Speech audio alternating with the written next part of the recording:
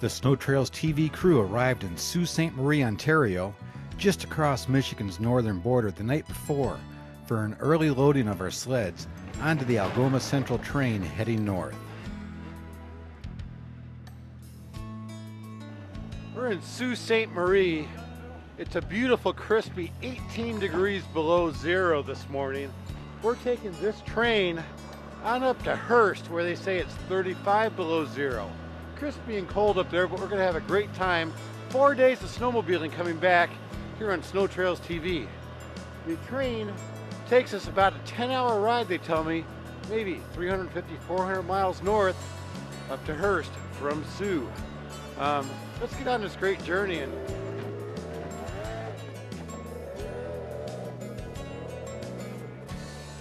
it's very popular, actually. People have been doing it for a long time, loading the sleds up on the train and either going up to Off Junction to going to Wawa, Dubreuilville, or Hearst. It's really grown in popularity over the last almost 8 years or so. We started aggressively marketing at shows in the US and Southern Ontario. And we actually take up to 800 and some sleds a season, depending on when the trails open up. It's kind of a unique twist of getting your sled up to the good snow.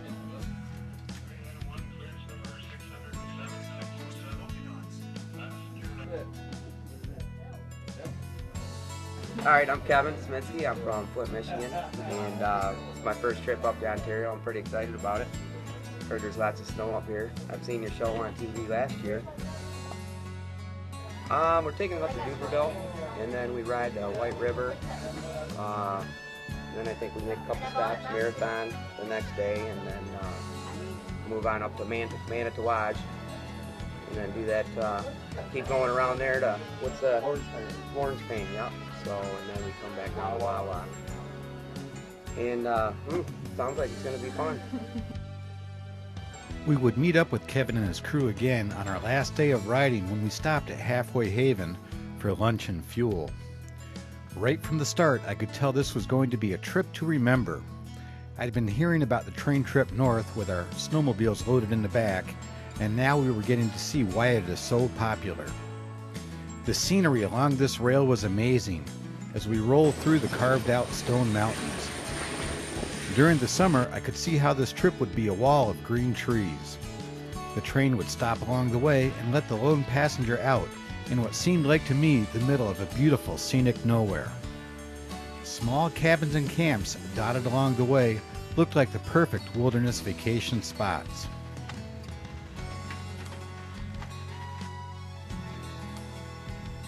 In Ontario, much of the electrical power comes from hydroelectric dams.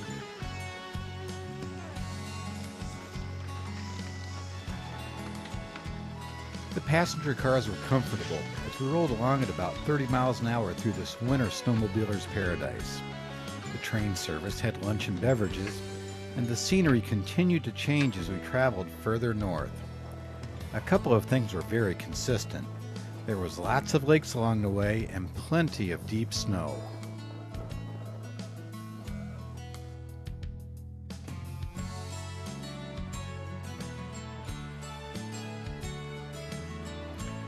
Bridalveil Falls was one of the many scenic highlights along the way, and I am sure just as spectacular in the summer. We were getting close to Dubreuilville, where our new friends were going to start their trail riding adventure. We would continue several hours more to our destination in Hearst.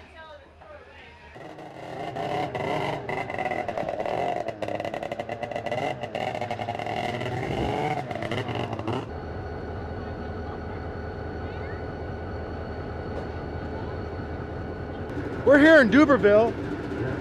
Some of the folks riding with us are getting off here. We're headed off on up to Hearst, but they're getting off here and doing a 5-day ride and going to end up back in the Sault. We'll be crossing paths with them in a couple days on the trails, I think up towards Manitowaj or White River as our schedules go. See the train, they take their sleds right out of the train right here and have a great time.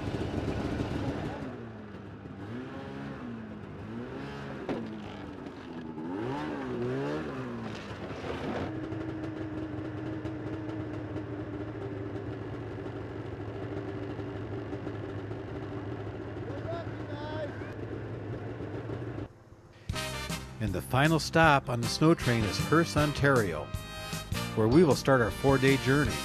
They are also known as the moose capital of Ontario. There we saw the biggest pile of lumber I have ever seen.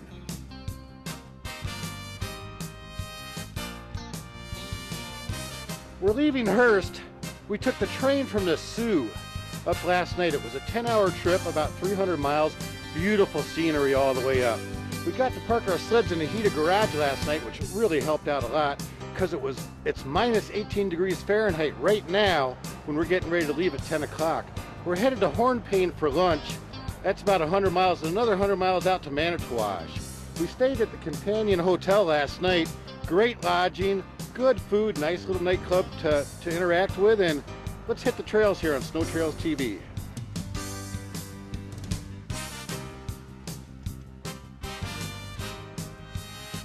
Our first day of this 4-day journey was supposed to take us into Manitouwadge, which is about 200 miles.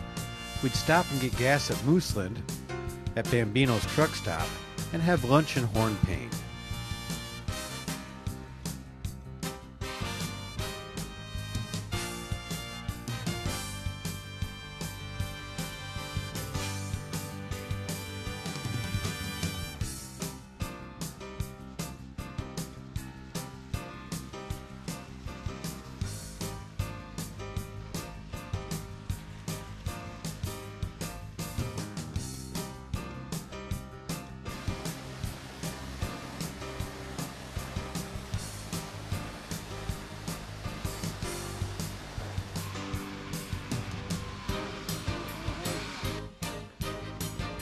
We were taking the top A trail, starting out west and then heading south. We would end up changing our itinerary and ending this day in Hornpain, which I'll explain why later. The signage here on the A trail is excellent, which really is a good comfort when it seems like you're riding out in this wilderness nowhere.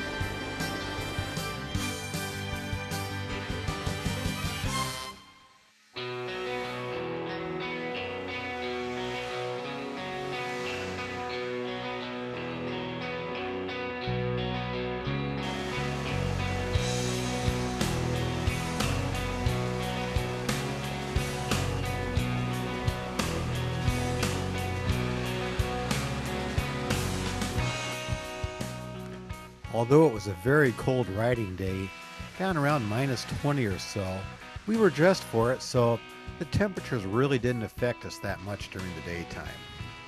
And the trails were beautiful conditions, the scenery and the sky, just a perfect day to be out snowmobiling here in northern Ontario.